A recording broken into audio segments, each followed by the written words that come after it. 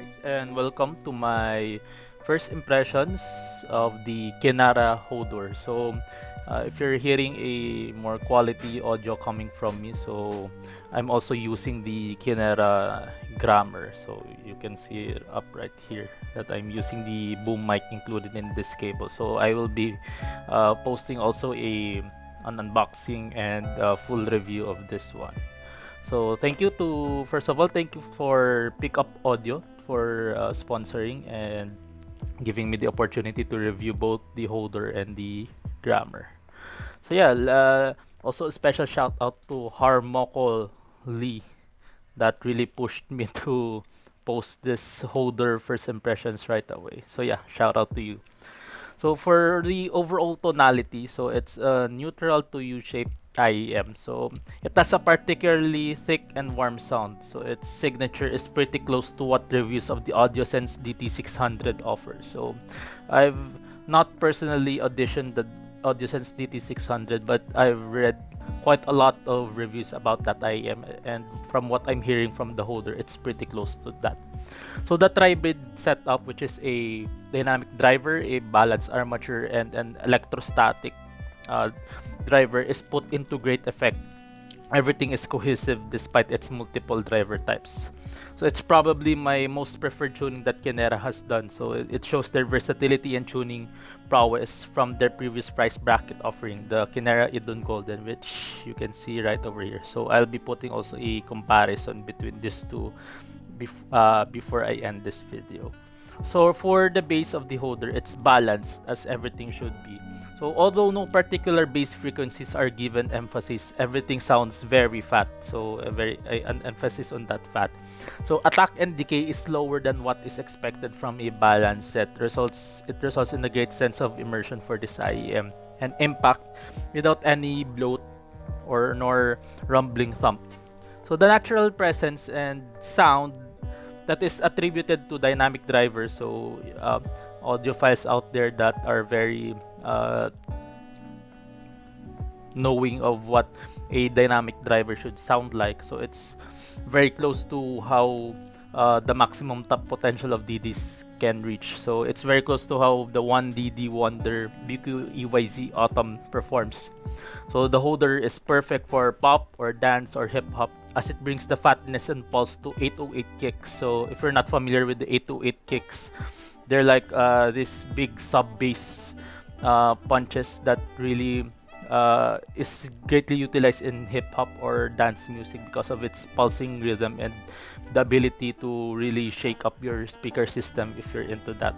So bass heads will weirdly enjoy the bass performance of the holder as it grabs your attention without overstaying its welcome.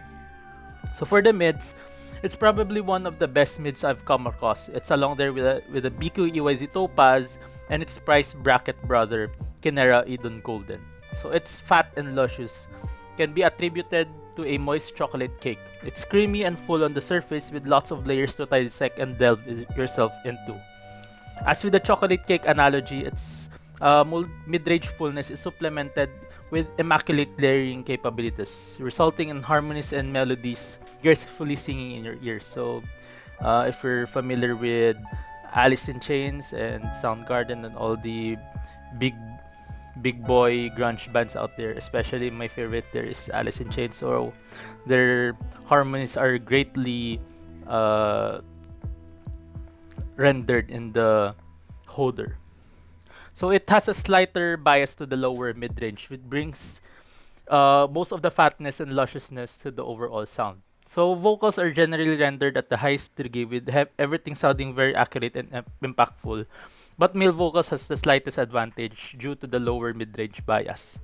So as I've said, it's perfect for grunge, as the male-dominated vocal era with gracefully done harmonies are greatly implemented in the holder.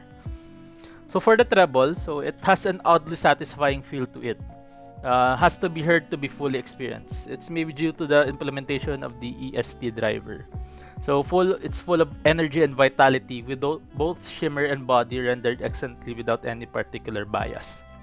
So a criticism can be pointed out at the lack of upper treble extension or the airiness, but it's all subjected by the end of the day. So you can see through the peak frequency FR graph over here at the back of the packaging. So you can see the sudden roll off, which starts around at 11K. So it suddenly drops off in that range. So yeah, so that maybe attributes to the lack of airiness of the holder.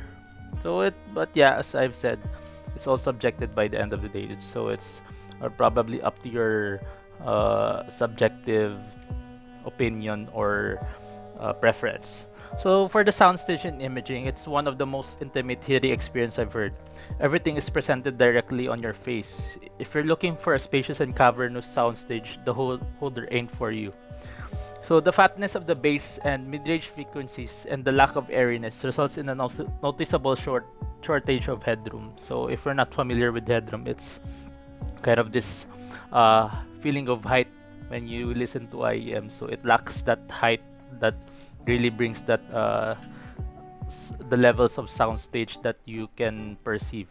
So despite the very intimate experience, imaging is excellent. One can easily point out the direction of the instruments without any hitch.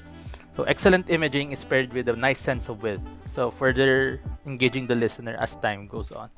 So for the short comparisons to its price bracket brother, the Kinera Idun Golden. So for the overall tonality, the holder is much more warm and much more intimate and much more luscious than this Idun Golden. The Idun Golden is centered around being a reference IM. So if you're a musician and as such, so the Idun Golden is for you if you're touring or like that. If you want a reference IM, the Idun Golden might be a better pick for you than the holder. So for the bass, I prefer the holder for the bass frequencies because sometimes the Idun Golden can be a tad bit more lean in the bass presentation. It has a sterile and very surgical presentation in terms of the bass with the Kinera Idun Golden. The holder is fat